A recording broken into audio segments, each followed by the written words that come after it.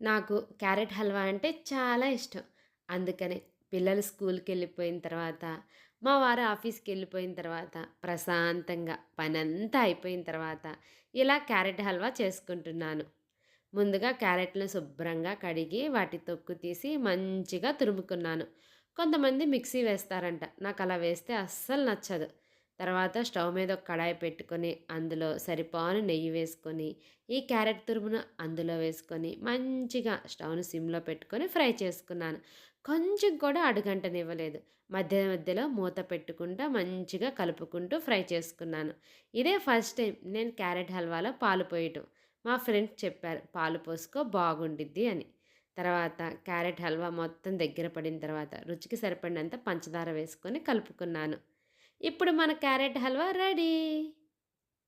మీకు క్యారెట్ హల్వా అంటే ఇష్టముంటే నా వీడియోని లైక్ చేయండి.